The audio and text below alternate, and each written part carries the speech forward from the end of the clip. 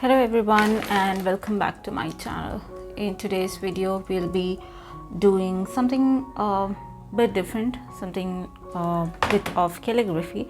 So earlier I have done a video where I have explained how I have done calligraphy, or something like a basics of calligraphy I have explained. But I thought I'll go a little bit into practicing calligraphy this time, and for this really you don't need any supplies at all. These are all basic things that we have at our home. It's just a notebook and a pencil, and if you have supplies, well and good, you can as well practice with them. So without any more delays, let's get started with the video. So first I am taking a pencil. This is Apsara drawing 2B pencil. This is just the pencil that I had in my hand, so I'm just using it. Any pencil is all right as long as you've sharpened it and it works. All right, so what we need to really do is that we have to first create an exemplar. So that's something that I have explained in the earlier video as well, that you have to have an exemplar if you are practicing. So when you're beginning to practice, I suggest that you start with bigger words, bigger alphabet size instead of smaller alphabet sizes. So right here I'm going to use 2 lines to cover a single alphabet. So I think I'll write with a random normal pen so that it's visible on the screen.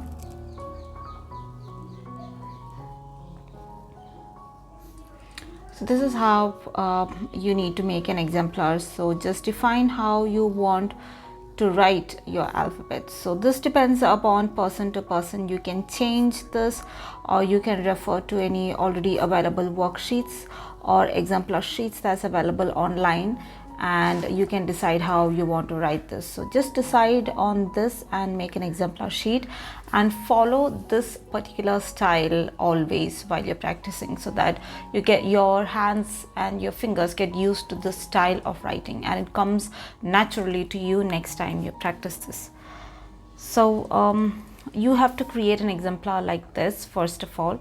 Second is another thing that I wanted to say is that this copy of exemplar is there downloadable on my earlier video that I have shared, and you can go to that, I'll just link it up somewhere above in this video, so you can visit that and download my exemplar sheet if you want to practice them. Second is that when you are practicing, I think from what I remember of my initial days of practice, I remember that whenever I used to practice, I used to have 2 problems. One being that my strokes would be kind of shaky, like especially not the smaller strokes, the bigger strokes, like say for example I'm writing L, so I have to go up and then I have to come down again. So this was kind of taking a bit of a strain on my fingers. I couldn't come down in a single stroke like this without going a bit to the left or to the right, or without my fingers being shaky. So that was a problem that I used to initially have, but I think I did not do anything much except for practice, and I got over with it. The second problem I faced was with the alphabets not aligned properly and the spacing between alphabets. So while practicing alphabets is just well and fine that you're practicing, it's very nice when you look at it, but eventually when you're joining it into an a word, say for example I'm going to write the word here. All right, so how do I join this and O? So this used to be a problem for me. So for this you can really practice and also check with others, like how they are joining the alphabet. So you can have your own style, like say for example you can end like this and go like this, or you can probably if you're going like this, start over like this, or you can go in the middle. So it's up to you, whichever one you like. So you can practice and find out which joining method looks nice. Okay, so this again was a problem. So what I did was I used to find out words that I'm generally going to use. Like when I started practicing calligraphy, it was mostly for writing cards, messages, etc. So I used to practice the most commonly used words, like say happy birthday. So A and H could come in this way, whereas for P I did not make another loop. Instead I just left it there and I joined it this way. So it's really you can try multiple times. It's not like there's a set rule. There is some way that looks nice with your font, some ways that looks nice with somebody else's font. So it's really practice to find out which one looks beautiful. Like this one, I think I like this particular one most, but maybe you would feel that this one looks better or this one looks better. So it's really up to you to decide how to join the words, but you can try on trial basis, especially when it comes to alphabets like R. It's really difficult, at least for me it's really difficult. So let me just try writing Friday. Okay, so here F and then R. This one, I don't like how it looks right now, but I think it's fine. Is there any other way of writing? Maybe we can try that.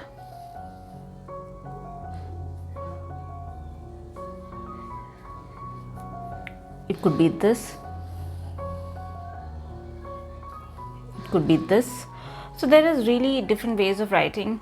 Just try out which way looks better for you. So always, before you delve into the final version, try out what you want to write, the layout, and how you want to join all these things on a piece of paper, so that when you're working on your final page you don't have any confusion. So these were the two basic things that I felt was difficult for me. Secondly, when I started using brush pens, then again there were new problems because the medium was different. When you write with pencil is different, and when you start with a pen is different. When you start with a brush pen is entirely different. So I'll introduce to you two types of pens, so you can choose depending upon what is your requirement. So these are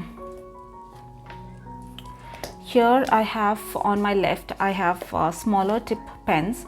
This one is from Tombow, and you can see the tip is really small. So with this kind of pens you can probably write alphabets of smaller size. So this will be really useful if you are writing smaller headings, smaller lettering inside your books, your journals, etc. And these are the kind of pens wherein the nibs are a bit more thicker or bigger. Hence, you cannot, there is a limitation on the size of the words that you can write with these. So with these you'll be able to write maybe like how do I say it, lettering, posters, then cards with just words being the most prominent thing, and something like maybe the front pages of your bullet journals or art journals and things like that. So the examples I have for the smaller version here is a pentel brush pen. It's not really easily available in India as far as I've seen, but the Tombow one is very readily available, so you can try these out. And in the Tombow one itself there are two versions. One is a soft tip and one is the hard tip. If you can find the difference here, one is a green shaded one, whereas the other one is a blue shaded one. So I'll just write and show you how it feels, and I think it'll help you decide what kind of supplies you need to invest in. So I'm just going to write some random name like Aishwarya, say for example. So this is the soft tip nib. So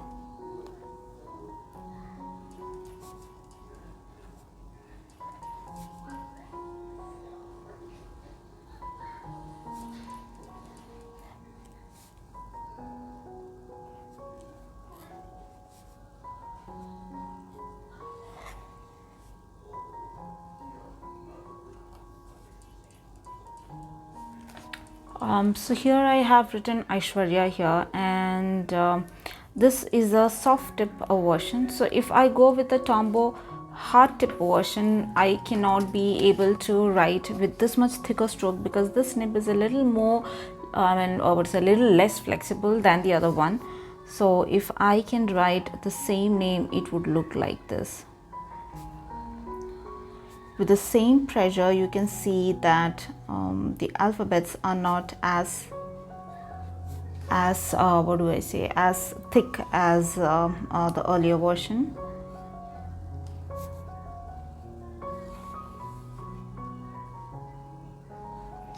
But I would still suggest that if you're a beginner, start with the hard nib version, because the soft nib is too flexible that it might be a bit overwhelming when you start out in the beginning.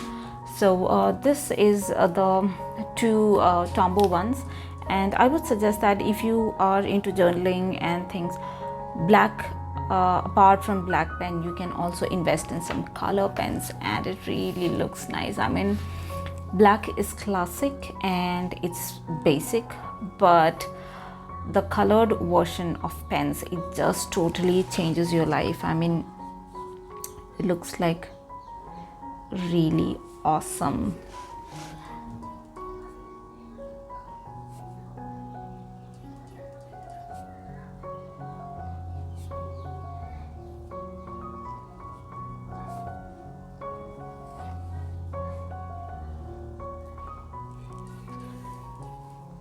That's awesome, right? Yeah, I told you so. Anyway, so these the colored ones are from Pentel, and I think they also have this pastel shades that they have recently launched. These pens, I got it from a friend, a crafter friend, Satya, a really long time back, and I really like them. These are the only pens that I own right now, the colored versions. So now moving on to the next type of pen, the thicker version ones. So I have two types here with me. One is the camin brush pen that's like really cheap and available in India in, I think, shades of 12, shades of 24.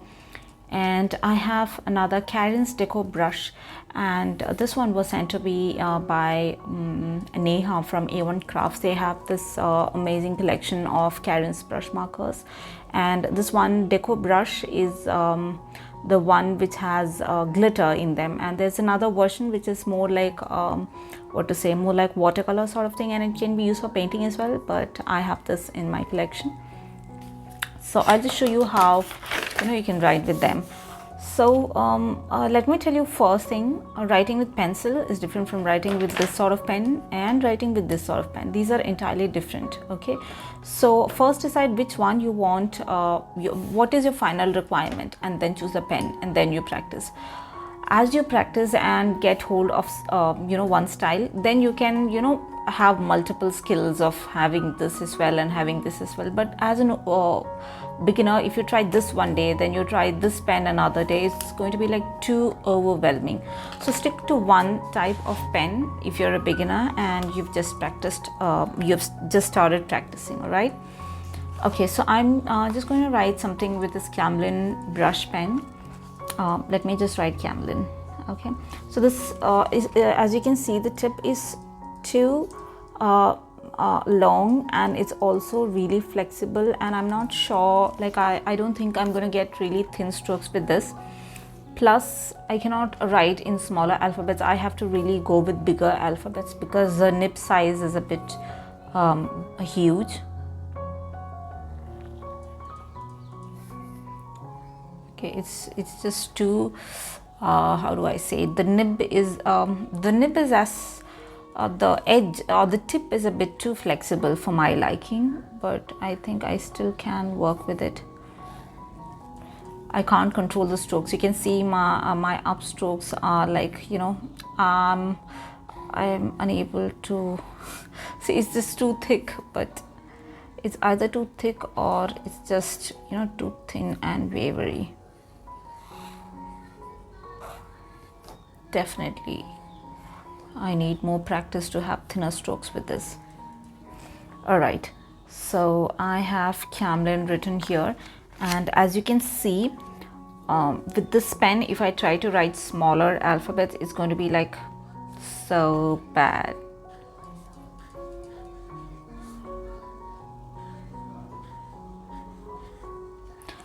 If you have bigger tips, it means that you have to write in larger fonts. Okay, with practice you will get the hang of the pen and the nib and the tip. So that's how it's not like, first time you buy this and then you try it out and it doesn't work. Oh my god, I thought of writing hello and now it is hollow, but it's fine. Okay, so what I was saying is that every pen and every tip is different. So I'm not really a good fan of this pen, but still this is really a good one if you want to try out with the local supplies.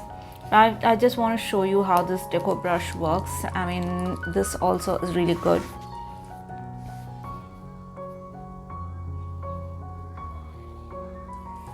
You can see that the nib is thick, but it's not flimsy like the other case. So I am kind of able to write in a really good way.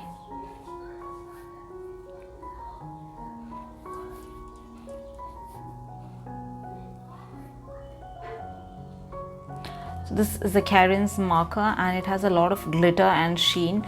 It's a shame that I've written in white paper and the glitter is not seen, but if you write on a black or a dark paper, it's like really gorgeous. I think I should give a swirl here. It looks, yeah, now it looks complete. So this is that. And now another one major kind of topic of discussion that I've seen in many online platforms is people are confused between upstrokes and downstrokes. I don't understand what is there to confuse. So let me just explain what is upstroke and downstroke. Okay, so people have a confusion as to which stroke should be the downstroke and which stroke should be the upstroke. So that confusion happens when you are not writing the alphabet properly. Say for example, if you're writing A, the alphabet A, so this is how you're going to write, right? Okay, so now from here when I start, so let me just write in black. So when I'm starting from here, or maybe I should write in a bigger, bolder format. Let me just show you again. Okay, so I'm starting from here. Okay, this is my starting point and I'm going up a bit and then I'm coming down, and then again from here I'm coming up. I'm reaching till this point and then I'm starting another stroke from here down and then coming up. Okay, so this is my A alphabet. So what happens here is that when you're writing and you go, your fingers are moving up, that means it's an upstroke. So here it's an upstroke. And from this point on, you are coming down, right? So this is going to be a downstroke. And once you reach here, again, you're going up, which means it's an upstroke. And I have stopped it here, and this I have started again from top, so it's going to be a downstroke, and here this is an upstroke. So all the arrows facing up is an upstroke and what's facing down is a downstroke. So this has to come naturally to you. You should know when you're going up it's an upstroke and when you're coming down it's a downstroke. It shouldn't be like you're drawing, you're writing your alphabet A like this, like this, one curve, and then add here, then you add here, then you add here, and you add here. If this is the case, if this is the way you're writing, then of course you'll be confused with what is an upstroke and a downstroke, because your upstroke you're writing this way as a downstroke, so it's going to be confusing. But this is the right way of writing, and if you're following this, then I'm sure there's going to be no confusion on what's an upstroke and a downstroke, right? Next, I would just like to show you some technique, two things which generally people use. So the first technique that I'd like to show is where you can blend two colors. So for that you have to choose two colors which are kind of blendable or similar in shade, or you must have a kind of pen that blends the shades. So I don't have them, so I'm just taking two similar shades. First start with a lighter version of the shade and write something, whatever you want to write. So let me write the word love.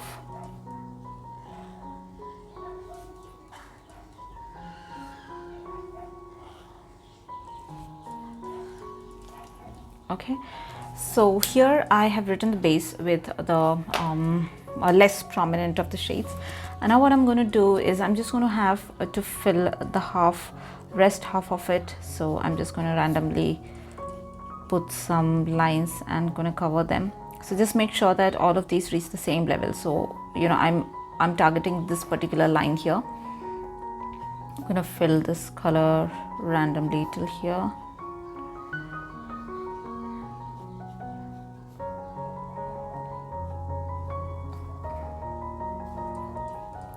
If you have a pen that blends, it would have been really nice. You could blend it really well, but right now I'm left with nothing, so I'm just gonna go over it and go halfway again, like fill half of the rest of the space with the second stroke, so that kind of looks like it's blended in, but it's more like a darker version of it. So yeah, this is this. So doesn't it look like it is blended in? I mean, this is like the tricks that you can use.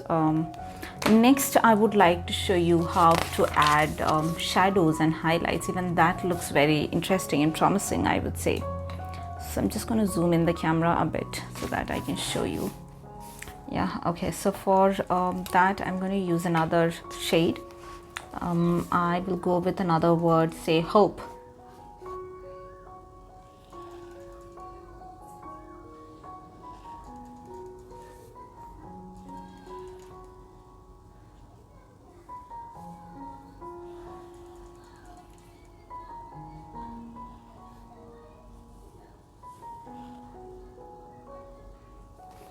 Okay, so here we have hope as a word that we have written, and I'm going to have to add a shadow. So when you're adding a shadow, what you mean is that you have to imagine that there's another exact replica of this word, and it is just taken up and kept somewhere, or like depending upon the light source. So if you imagine that there's a sun here, the shadow would be aligned to this direction. If you have a sun here, it would be aligned this way.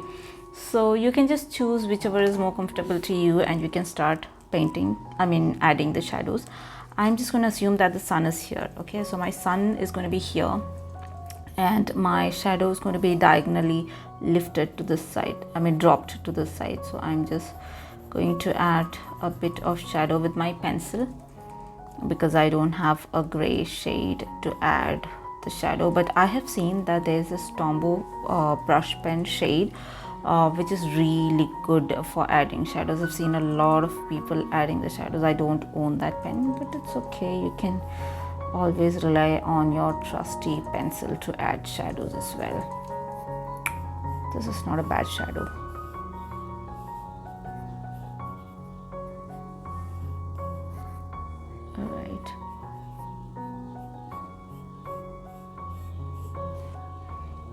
I don't know if you can see the shadow coming up nicely. Can you see that there's a shadow, or is it just me assuming because I'm the one painting, I feel like I'm doing it right?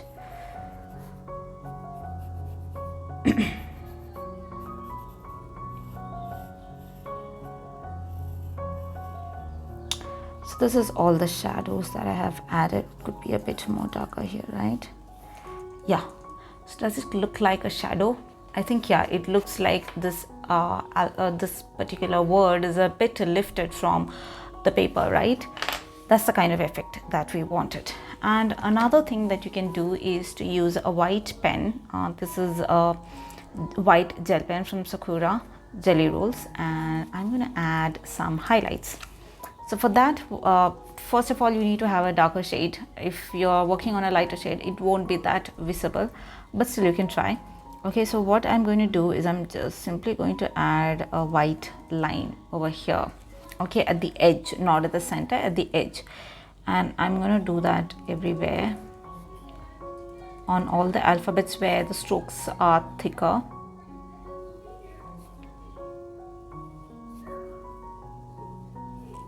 Okay, don't you feel that it's like a bubble sort of thing, like, kind of pops up? I don't know how to say it, but I've seen a lot of people doing this, and I've also seen people doing this, wherein I have I think this is the normal version, and what I'm going to do might or might not destroy this, but I'm just going to give it a try. I have seen people putting another stroke and making the bottom part of the white line a bit more thicker than the top part.